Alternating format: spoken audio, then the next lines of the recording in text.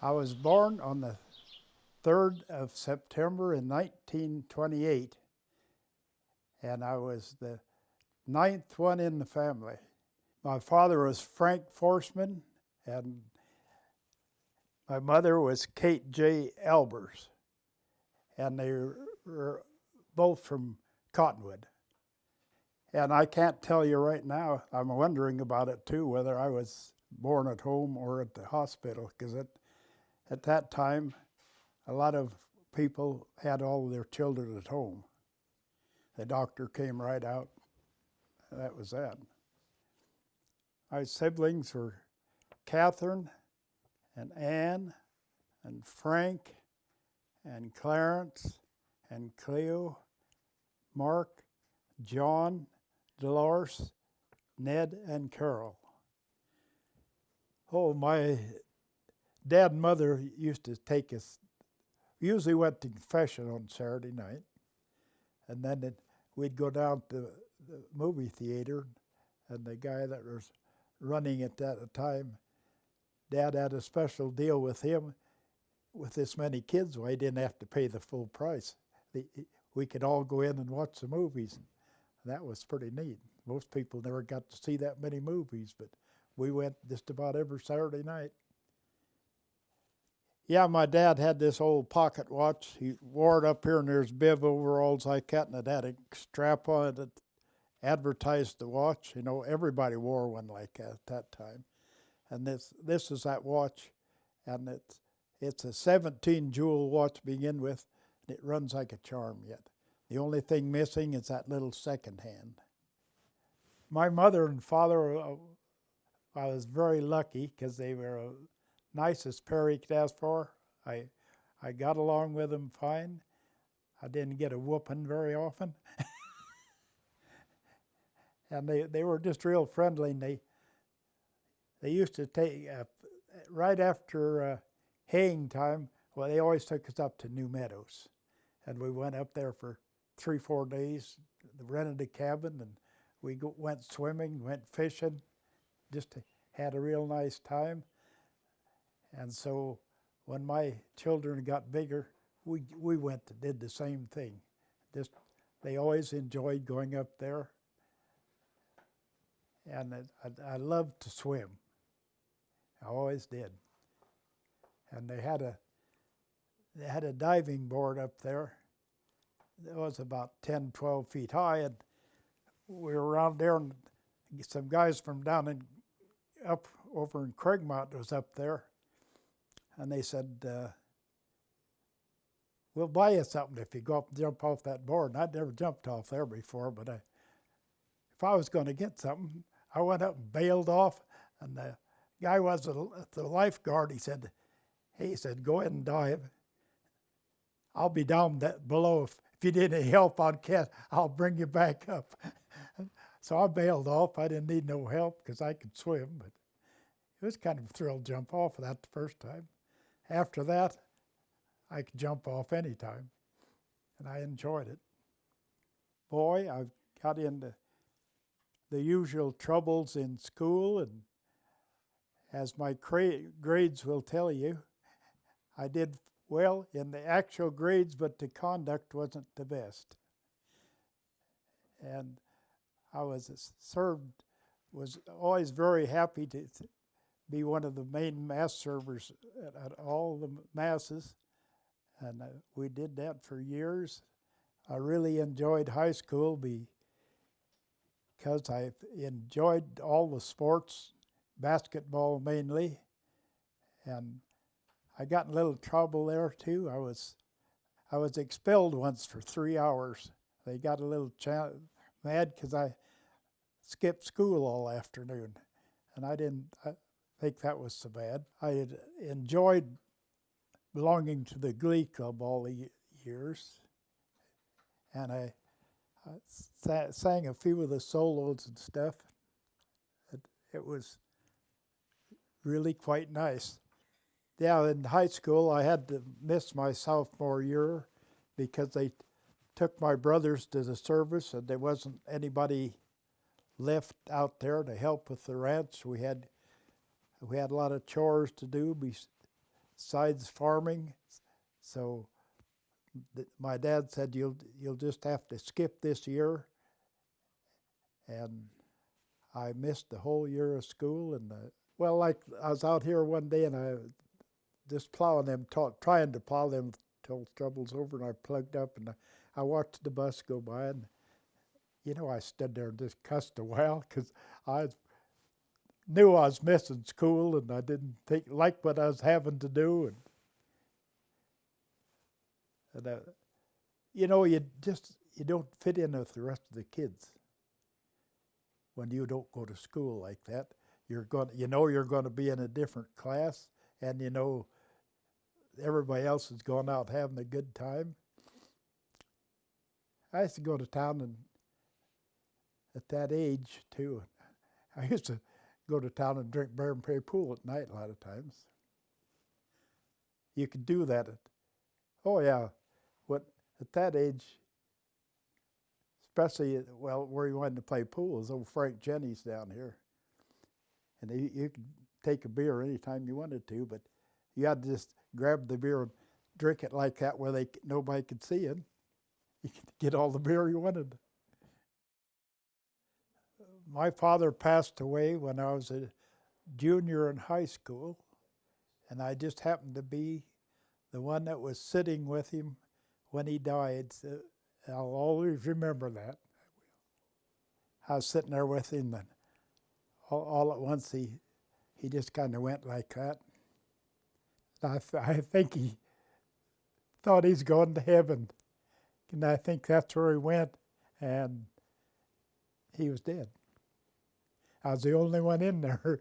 There's a bunch of that family up there. We kind of took turns sitting with him. He was really pretty strict but easygoing. Otherwise, he wouldn't have took all these places like Zim's and everything. And he was a really good farmer, and he did to some people some odd things. He even raised a crop of pennyweed one year because the pennyweed oil was really good, and he raised a crop of them because that was real easy. That was a big thing that you had trouble with growing all the time was pennyweed. So he just took advantage of it, and he raised flax and just about anything he could imagine. He'd try it, and that was the first combine up in the prairie that self-propelled. He was a modern farmer. He kept right up with things. Just a good guy all around. That's a Massey Harris combine, and that was the first one on the Camas Prairie. My dad bought it when I was in high school yet, and this was that old Rex wheat they raised at that time, that the header's up just as high as it'll go, and you can't even see the wheels on the combine, and that's the stubbles after it's cut off. My brother Mark, when he stood out there, he could just see the top of his head. That wheat was that tall. They figured out a way to shorten that wheat up now, so it gets a lot easier. But at that time, boy, if you had a place that had some down stuff, it was heck to try to plow that stuff under. So, and a lot of times, they just burnt the patch off. Otherwise, it was just plugged up all the time because them plows weren't made to go in that tall stubbles. They just plugged up. I ran that for years and years, and I finally bought a new one, and I sold that to Gearing's up here, and they've still got it sitting out in the junkyard and they used it a long time. They said the best combine they ever had. graduated from St. Gertrude's Academy in 1947, and I was the president of my class. I got in big trouble with my classmates when we had the fall prom. I took my to-be wife as the main, my partner, and the rest of the class didn't like anybody out of school too well, but Patricia Louise Hayden. Yeah, she was from Cottonwood, and she was Frank and Esther Hayden's daughter, their oldest daughter. They always had a lot of dances, and you went to the dances, and that's where I met her first. And I never really noticed her that much, but she was really a good dancer, and she was a nice-looking lady, so she got stuck with me. Patty was my pride and joy all those years. You couldn't think anybody would have been nicer, and she's so good with the kids. She went and joined the Catholic faith right before we got married, and she is a good Christian lady, and I can do nothing but brag about her. So we got married July the 19th, 1951, down in Lewiston. And so we didn't have a big wedding ceremony, but we did have a big wedding dance that night when we got home from where we went down through all through Yellowstone Park and around through Boise, and then on the way back we stopped at my old favorite Zim's Plunge, and went swimming for a day, and then we come home and went to work, and we were way behind. I hadn't planned to get married that quick, and we had to go round up a bunch of furniture, and some of it was given to us, and the rest of it I bought. Starting like I did, you didn't hardly have any money. I borrowed money to get married, so I had to go someplace on a honeymoon and all this sort of good thing. And you know, they insisted on have to pay that back. She was just such a cooperative person, do what you wanted to do, and she loved a lot of the things that I did. She liked to go up there to Zim's and stuff, and she loved to go on vacations. We went on vacations to all over the country. That Edmonton Mall is something else. We went there, and we went other places in Canada, and we've been down to see Special Olympics and stuff down in New Orleans and Branson.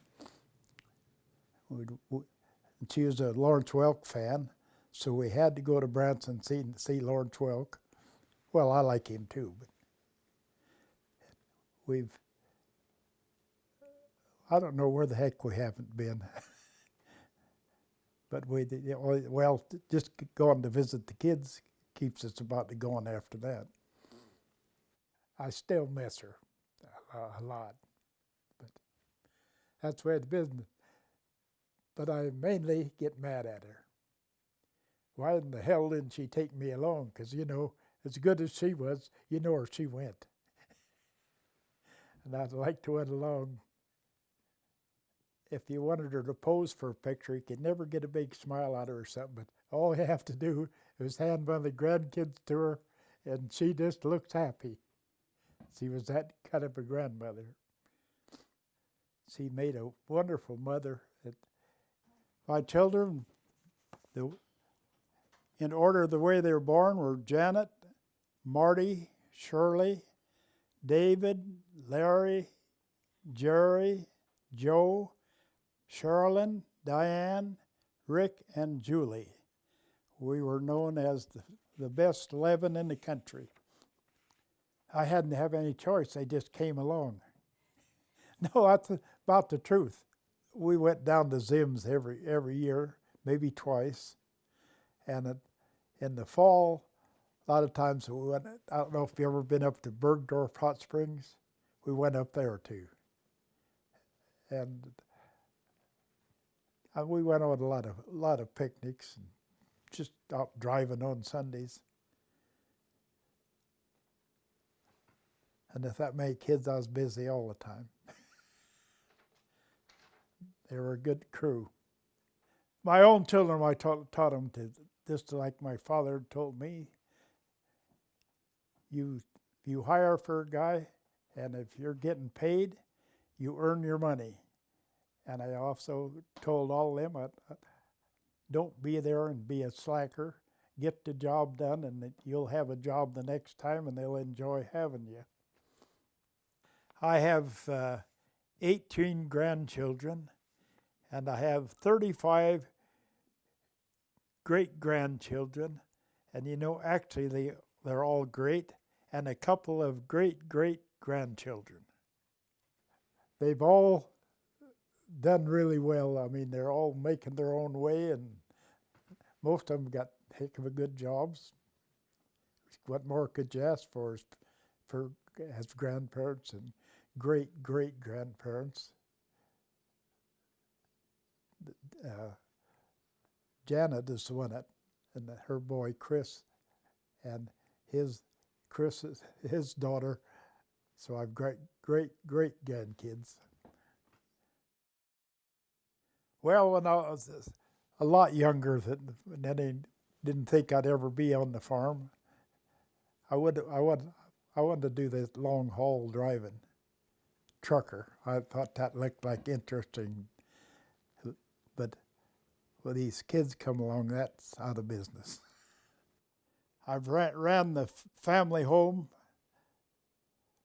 ever since I was married, and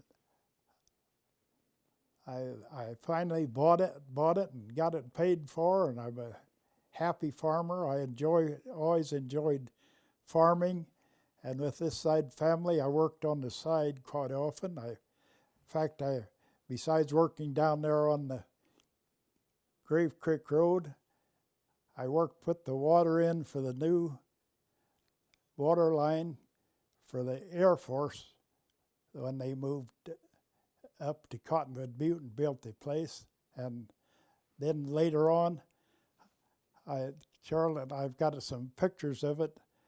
I worked on, they had that big antenna up there, and they put a new bubble out across the top of it, and I worked on that the whole time, and it was quite a thrill because it's kind of windy, and you had to walk out on these two planks and set these bucks up like this, and that thing got wider as we went up and so to take care of the antenna, and then it just leveled off like this, and I have a few pictures.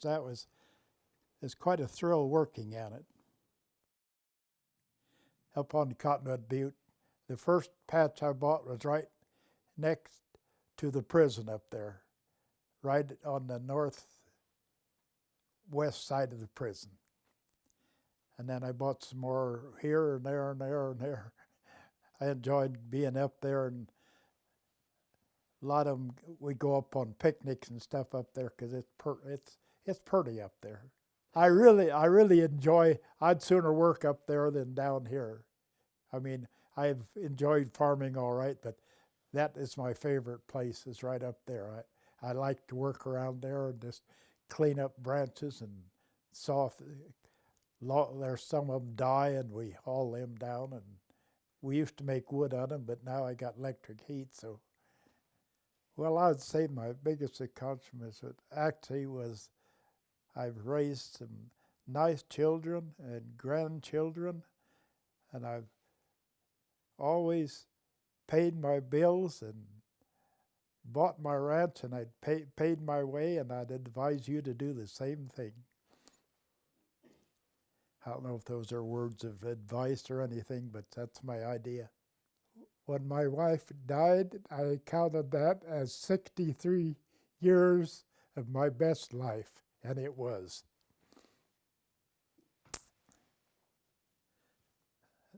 That's just the way it is.